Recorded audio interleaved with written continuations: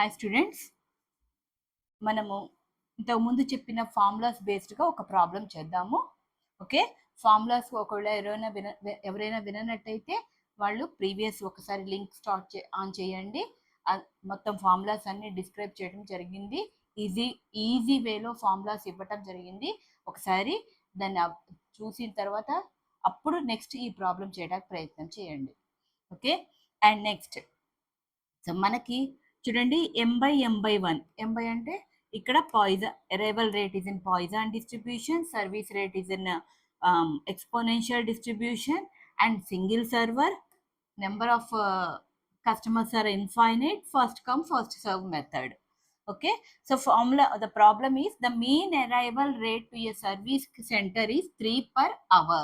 Mean arrival rate, that is lambda, equal to 3 per hour.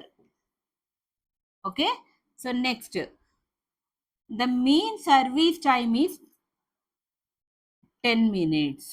చూడండి అమ్మా, ఒక పర్సన్కి సర్వీస్ చేయడానికి 10 minutes పడుతుంది, కానీ ఇదేమో అవర్స్లో ఉంది, ఇదేమో మినిట్స్లో ఉంది.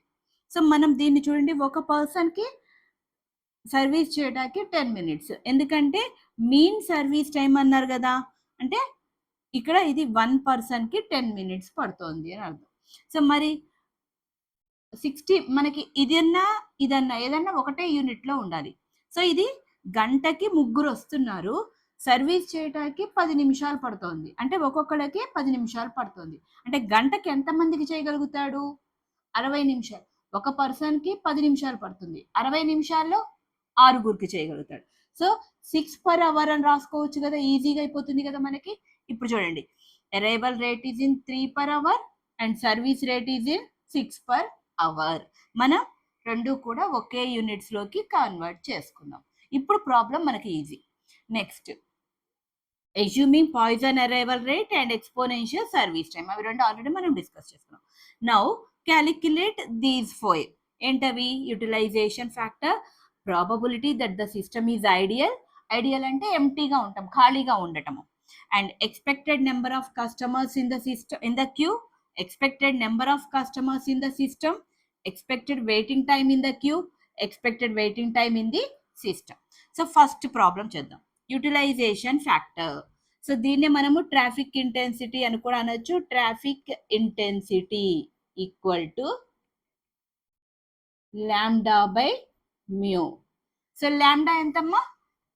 3 బై మ్యూ ఎంత? 6, దట్ ఈస్ 1/2. అయిపోయింది. Okay, so coming to second one, ఏంటది? Probability that the system is ideal. So probability that the system is ideal formula ఏం చెప్పుకున్నాం? P0 equal to 1 minus lambda by mu. అంటే 1 minus lambda by mu ఎంత వచ్చిందమ్మా? 3/6 or 1/2. So that is equal to 1 minus 1/2 equal to open చేద్దాం, ఇక్కడ 1/2 వేసేసుకుందాం. 3/6 అంటే 1/2 కదమ్మా. Lambda by mu equal to 1/2. 1 minus 1/2 equal to 1/2. Okay, clear అనుకుంటా. And third one is expected number of customers in the queue. Expected number of customers in the queue అన్నప్పుడు ఏంటి? That is length of the queue. Expected number of అన్నారు కాబట్టి length, size అని గుర్తు చేసుకోండి. Size నే మనం లెంత్ అని కూడా అంటున్నాం. Length of the queue. Length of the queue equal to formula ఏంటమ్మా? Lambda square by mu into mu minus lambda. So lambda square అంటే ఏంటి formula? So lambda square value ఎంతమ్మా? 3 × 3 డైరెక్ట్ వేసేస్తున్నాను, బై మ్యూ ఎంత వచ్చింది? 6 × 6 minus lambda.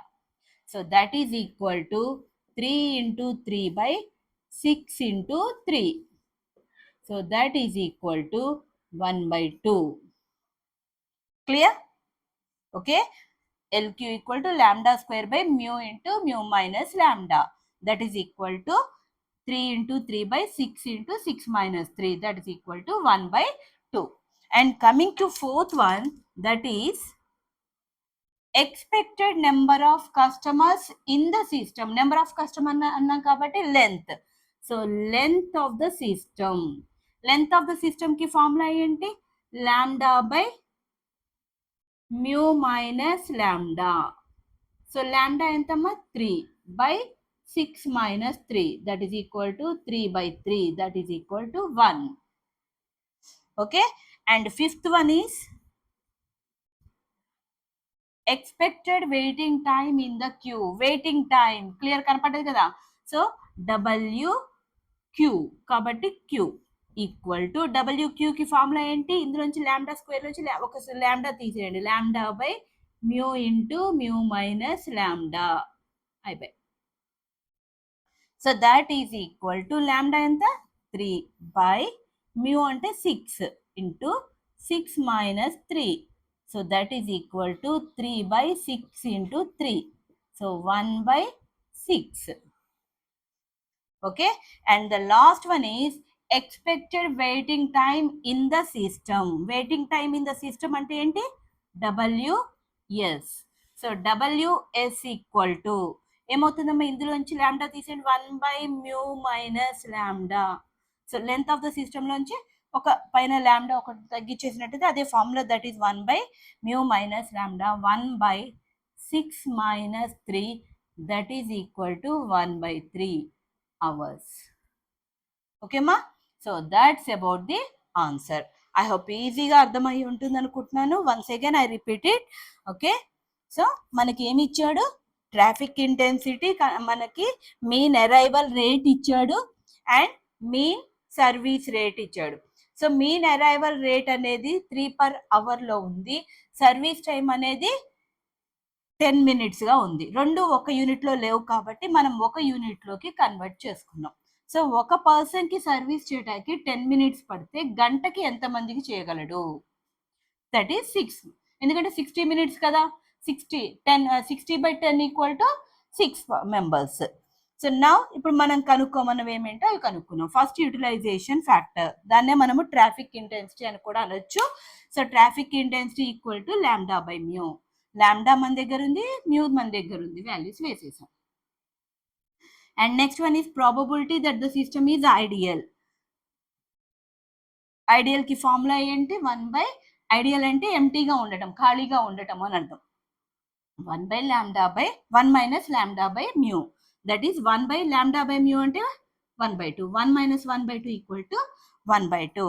And that third one ఏంటి? Expected number of customers. Number of customers అనే word ఏంటి? Length ని ఇండికేట్, అంటే నెంబర్ అన్నది సైజ్ ని ఇండికేట్ చేస్తుంది. సైజ్ అన్నా లెంత్ అన్నా ఒకటే కదా. So expected length of the queue, that is LQ. LQ equal to lambda square by mu into mu minus lambda, that is 3 into 3 by 6 minus 6 into 6 minus 3, that is simplification 1 by 2. And fourth one is expected number of customers in the system, length of the system, lambda by mu minus lambda, that is equal to 1. And next one is expected waiting time in the queue, WQ, that is lambda by mu into mu minus lambda. So that is 3 by 6 into 6 minus 3. So that is equal to 1 by 6. And waiting time in the system, WS 1 by mu minus lambda, that is 1 by 3 per hour. అయిపోయిందమ్మా formula. I hope మీకు ఈ problem చాలా ఈజీగా అర్థమైంది అనుకుంటున్నాను. ఒకవేళ ఏమన్నా అర్థం కాకపోయినట్టయితే కామెంట్ బాక్స్లో కామెంట్ చేయండి. రిజాల్వ్ చేయడానికి ఐఎమ్ రెడీగా ఉంటాను. అండ్ నెక్స్ట్ వన్, మీరు సబ్స్క్రైబ్ చేసినట్టయితేనే నేను మోటివేట్ అవడానికి అవకాశం ఉంటుంది. కాబట్టి కామెంట్ చేయండి, షేర్ చేయండి అండ్ సబ్స్క్రైబ్ చేయండి. లైక్స్ని మర్చిపోకండి. Okay, thank you from Sharada's learning hub. By.